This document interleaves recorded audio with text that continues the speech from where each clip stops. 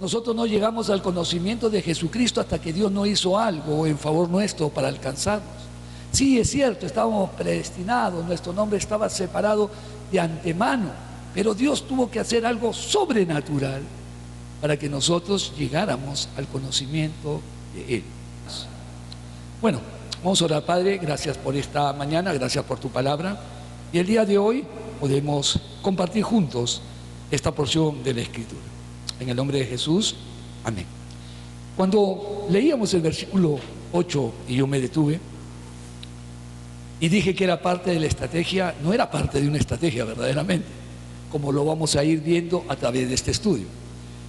Como está escrito 8:1, ahora pues, ninguna condenación hay para los que están en ¿quién? Ninguna persona que está en Cristo Jesús.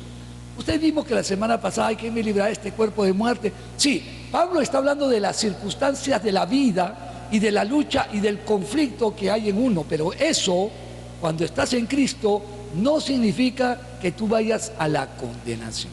Cuando yo me detengo en este texto es porque los manuscritos más antiguos no mencionan esta porción que teníamos que haberla leído. En nuestra versión Reina Valera ha aparecido como un añadido posterior, ya que los manuscritos más antiguos no lo tienen.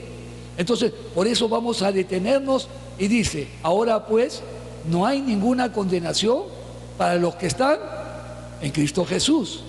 La versión que dice lo que continúa, ¿qué dice lo que continúa en sus textos? Los que no andan conforme a la carne, es un añadido posterior. Ahora, no deja de tener sentido y no deja quizás de tener un aspecto de corrección, pero no están en los manuscritos más antiguos, porque eso lo va a desarrollar posteriormente como lo vamos a leer. Nosotros lo que tenemos que cultivar es el estudio de la Biblia. Y a veces cuando tú tomas este texto, entonces alguna persona dice, pues los carnales, entonces podemos empezar a prejuzgar y a señalar, pero vamos a hacer un estudio donde la amabilidad de Dios se manifiesta una vez más en beneficio de cada uno de nosotros. Y el versículo 2 nos dice ya lo siguiente: porque la ley del Espíritu de vida en Cristo Jesús me ha librado ¿de qué? Del pecado y de la muerte. ¿Qué cosa quiere decir? Que la ley del Espíritu me ha librado de la ley de la muerte y del pecado. Es una ley. Cuando tú vas al libro de Romanos vas a encontrar términos legales muy precisos, los cuales tú tienes que empezar a entenderlo dentro de su contexto. Nosotros en nuestros medios cristianos, muchas veces nosotros tenemos una comprensión solamente de la ley mosaica. Hace muchos años atrás, en una reunión de ministros, conversaba con un abogado. Y bueno, acá tenemos un abogado, nuestro hermano Julio Díaz, y él sabe que básicamente el formato del pensamiento de nuestras leyes vienen del Código Romano, de la legislación romana. Entonces, y en esa conversación empezamos a tratar el tema de la Escritura y pudimos en esa conversación descubrir que el Código Romano es uno, pero para poder entender la Escritura en el Antiguo Testamento tenemos que recurrir al Código judío, de la ley judía. Porque no puedes ponerle valores de un pensamiento, de una legalidad romana a un pensamiento básicamente judío, como se desarrolla ahí. Entonces, él quedaba sorprendido, en parte porque nunca lo había pensado. Él era abogado, pero nunca había pensado que tenía que pensarse de una manera diferente en el Antiguo Testamento. Y terminó aceptando cosas en la conversación que fueron enriquecedores para los dos. Yo también aceptaba cosas y aprendía. Porque en una conversación, por más dispareja que esté la cosa, bueno, debe haber siempre una actitud de aprender. Yo siempre cuando converso con alguien me pongo a pensar en cómo razona esa persona. Y a veces yo descubro personas que razonan en oposición a lo que dice. o a lo que enseñan. Yo digo, ¿qué pasó aquí? Yo no entiendo cómo alguien puede procesar este tipo de ideas o de cosas cuando tiene otro modelo de pensamiento o de enseñanza.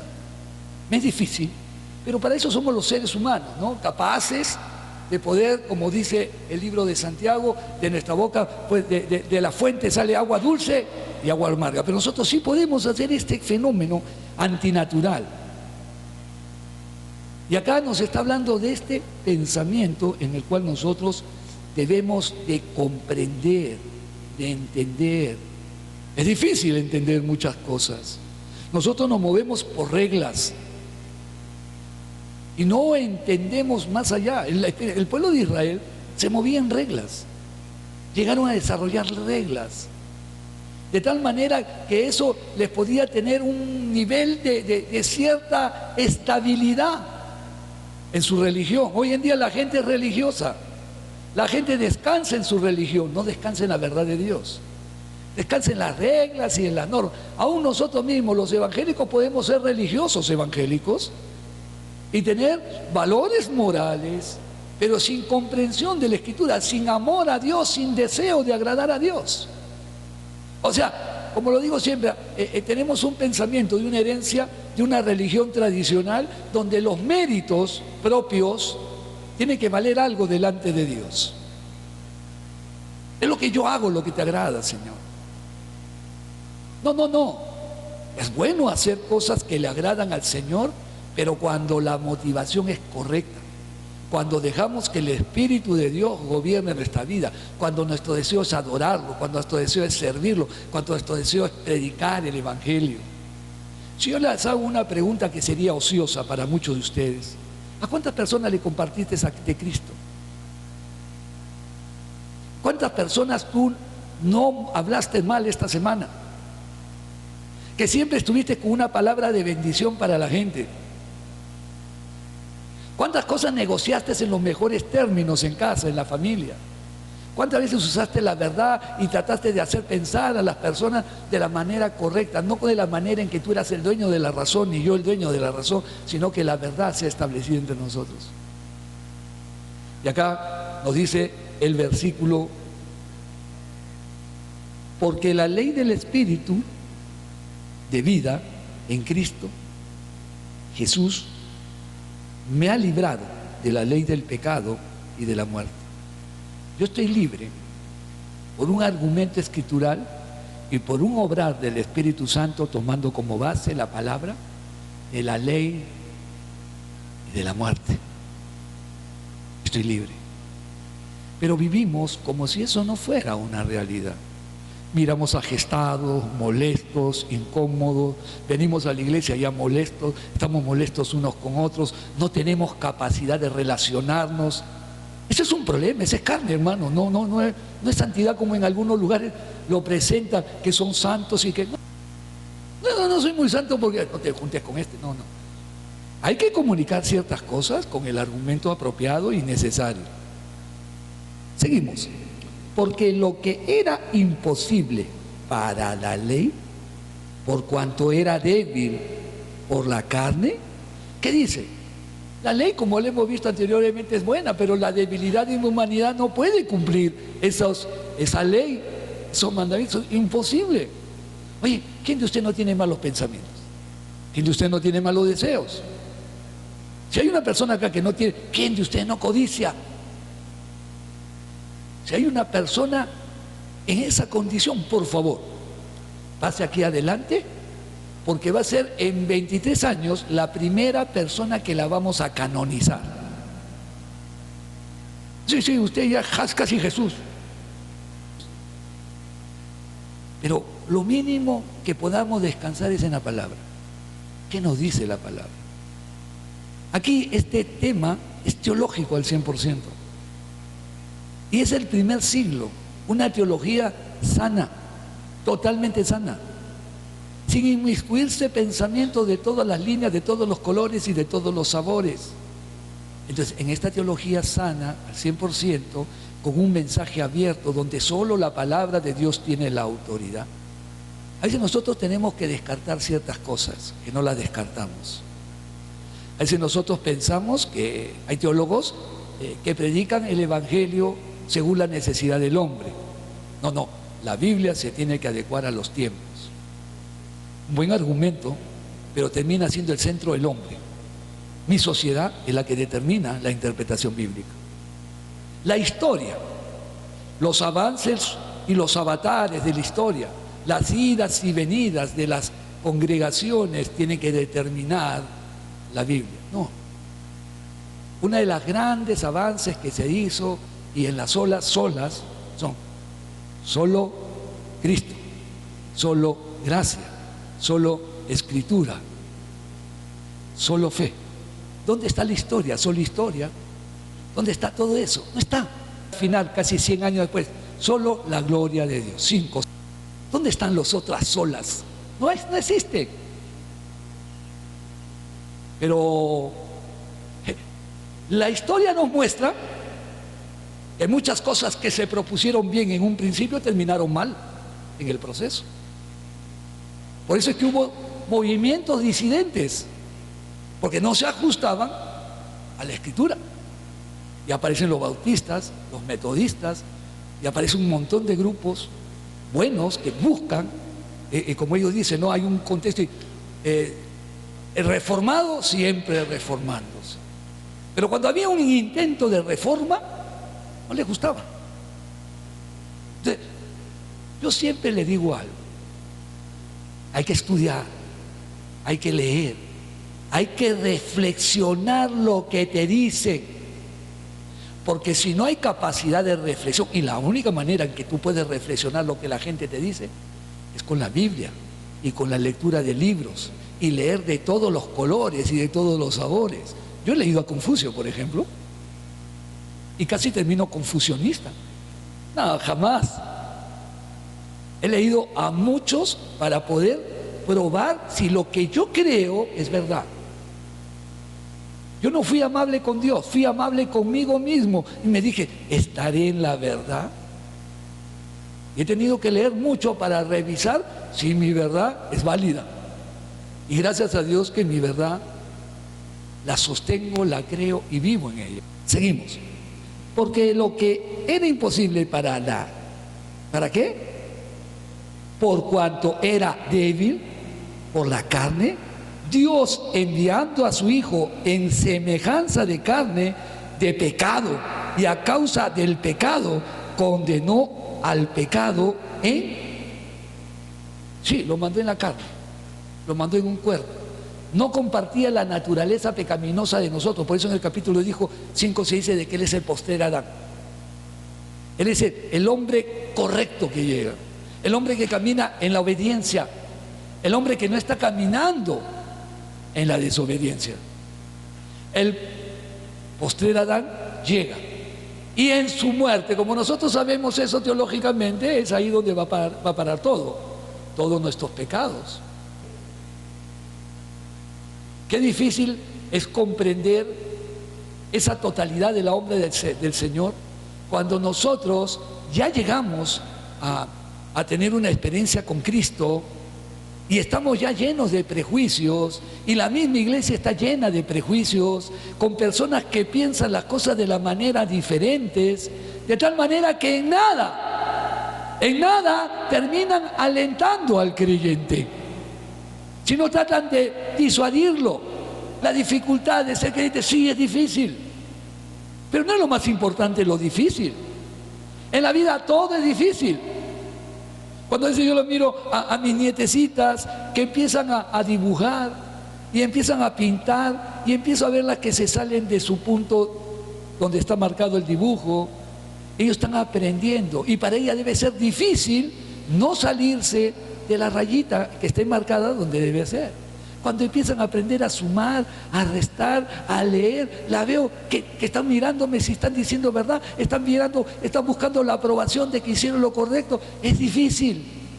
Toda la vida tiene dificultades, no hay nada que sea fácil en su momento. Bueno, a mí me dice mi hija me pregunta la tabla de multiplicar, como tengo cierta habilidad, porque no soy habilidoso para eso, sino cierta habilidad para la matemática, le respondo de memoria. Pero al principio no fue así. Lo que ahora conozco de la Biblia, al principio no fui así, fui un nuevo creyente, como muchos de ustedes. Solamente que verdaderamente yo me convertí a Cristo. No significa que no tenga las tentaciones que tienen ustedes, quizás las tenga y hasta más que ustedes. Porque me he hecho más viejo. Esta carne tiene mucha experiencia para todo. Pero también tiene la gloria de Dios en mi vida. Estoy libre en Cristo Jesús. ¿Qué versículo continuamos? Para que la justicia de la ley se cumpliese en nosotros, que no andamos conforme a la carne, sino conforme al... Y aquí recién anda, entre el término. ¿De qué manera tiene que andar el creyente? Cuando la ley dice, ninguna condenación hay para los que están en Cristo Jesús, según los que andan con... Entonces se convierte en un término en que puede decir, oye, si tú estás en la carne no eres... estás condenado, pues. Ese es el problema. Que asociando la idea del versículo 1, si tú no estás, eres condenado, pero dice, ninguna condenación hay para los que están posicionalmente en Cristo Jesús. El andar en la carne es un mal momento, es un mal posicionamiento del creyente. No es el lugar donde Dios quiere verte, ni donde debemos estar. Algunos momentos podemos estar en la carne, entonces podía perder mi salvación. Si construye el pensamiento desde el versículo 8.1, pero no es así. Dice que nosotros debemos andar conforme a ¿qué? Al Espíritu. Cuando tú eres una persona que está con gozo, que está con amor, que está queriendo compartir, está queriendo abrazar, está queriendo amar, tú estás viendo a alguien que quiere ser cristiano. Pero cuando no está en eso, algo está pasando, hermano. La persona que tiene la razón en este lugar es el Señor. No la tengo yo, hermano. Y el día que yo piense que tenga la razón, ya quiero competir con Dios. Yo soy, al igual que todos ustedes, un aprendiz de la palabra. Pero las cosas que más han dañado a la iglesia no es la fornicación, no es la droga, no es el adulterio, no es la homosexualidad. Lo que más ha dañado a la iglesia son los corazones que se pudren día a día con resentimientos, con amarguras y con cosas fuera del lugar. Y nosotros vemos eso y todavía aplaudimos. ¿Por qué? Porque en el fondo estamos igual que ellos. Seguimos avanzando. Para que la justicia de la ley se cumpliese en nosotros, que no andamos conforme a la carne, sino conforme al Espíritu. Porque los que son de la carne, ¿piensan en qué?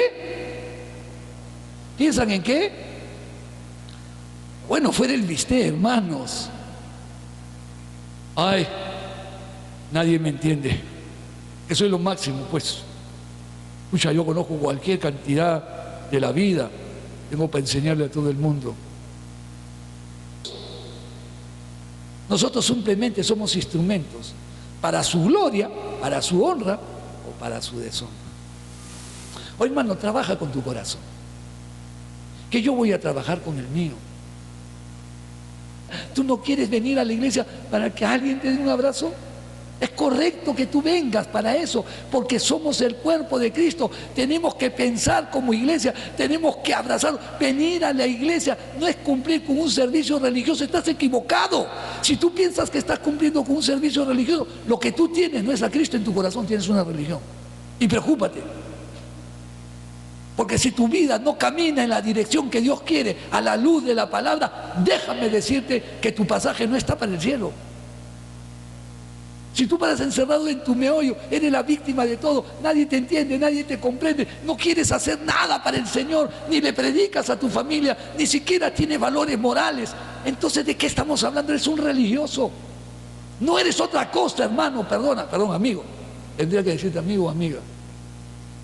Es necesario que el Evangelio lo confrontemos, teniendo tantas posibilidades de vivir en una manera maravillosa. Escogemos vivir de la manera en que Dios no quiere que vivamos.